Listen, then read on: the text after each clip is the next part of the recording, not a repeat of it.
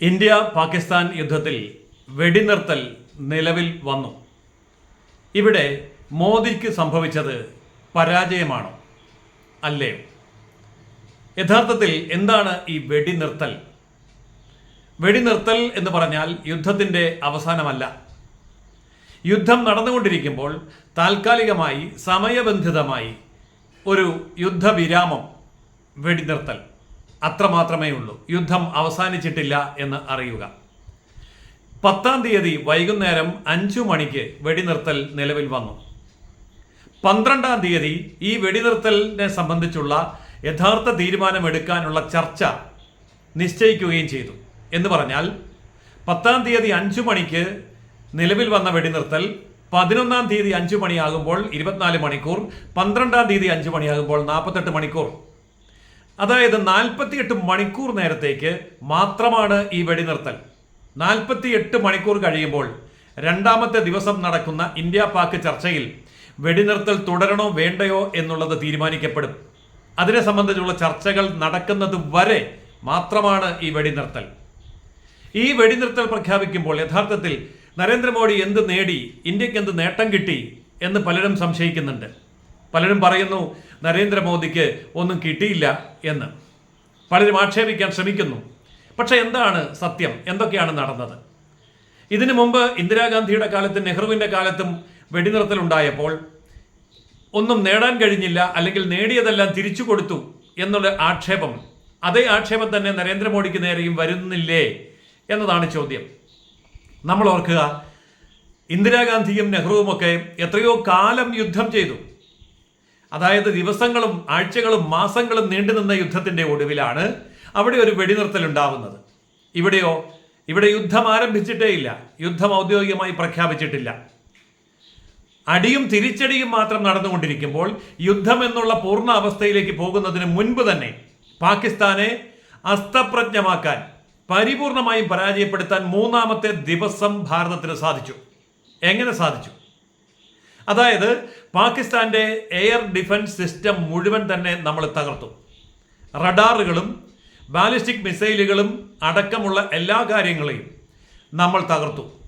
എന്ന് മാത്രമല്ല, 12 എയർ ഫേസുകളിൽ, അതായത് പാകിസ്ഥാന്റെ യുദ്ധവിമാനങ്ങൾ പറന്നുയരാനുള്ള റൺവേകളിൽ കിണറുകൾ പോലെയുള്ള കുഴികൾ നമ്മൾ മിസൈലുകൾ ഉപയോഗിച്ച് തീർത്തു. ചുരുക്കി പറഞ്ഞാൽ, ഒരു യുദ്ധത്തിന് വേണ്ടി പാകിസ്ഥാന്റെ ഒരു വിമാനത്താവളത്തിൽ നിന്നും ഒരു സൈനിക വിമാനവും പറന്നുയരാൻ കഴിയാത്ത വിധം നമ്മൾ പാകിസ്ഥാനെ പൂട്ടിക്കളഞ്ഞു. ഇതാണ് യഥാർത്ഥത്തിൽ സംഭവിച്ചത്. അതിൻ്റെ തെളിവുകൾ ഫോട്ടോ സഹിതം വീഡിയോ സഹിതം ഇന്ത്യ പുറത്തുവിട്ടു. അപ്പോൾ ഒരു യുദ്ധത്തിന് വേണ്ടി വിമാനത്തെ പുറത്തെടുക്കാൻ പോലും കഴിയാത്ത വിധത്തിൽ പാകിസ്ഥാൻ പരാജയപ്പെട്ടു. മറ്റൊരു പ്രധാനപ്പെട്ട കാര്യം, 9 കേന്ദ്രങ്ങളിലേക്ക് ഭീകരവാദികളെ കൊന്നൊടുക്കാൻ വേണ്ടി, 100 കണക്കിന് ഭീകരവാദികളെ കൊന്നൊടുക്കാൻ വേണ്ടി നമ്മൾ നടത്തിയ മിസൈൽ ആക്രമണം പരിപൂർണമായിട്ടും വിജയിച്ചു. അതിനെ പരാജയപ്പെടുത്താൻ യാതൊരു സംവിധാനവും പാകിസ്ഥാന്റെ കൈവശം ഉണ്ടായിരുന്നില്ല. ഇതുമാത്രമല്ല, പാകിസ്ഥാൻ സാമ്പത്തികമായി തകർന്നു നട്ടല്ലൊടിഞ്ഞു നിൽക്കുന്ന അവസരത്തിലാണ് IMFന്റെ വായ്പ ലഭ്യമാക്കണമെങ്കിൽ വെടിനിർത്തൽ കരാറിന് തയ്യാറായിക്കൊള്ളൂ എന്നുള്ള അമേരിക്കയുടെ അന്ത്യശാസനം പാകിസ്ഥാന്റെ മേൽ ഉണ്ടായത്. അങ്ങനെ മാത്രമാണ് പാകിസ്ഥാൻ ഈ വായ്പ നേടിയെടുത്തത്. അവിടെയും വെടിനിർത്തലിന് കരാറുകൾക്ക് കീഴടങ്ങേണ്ടി വന്നു പാകിസ്ഥാന്. അതുകൊണ്ടും തീരുന്നില്ല.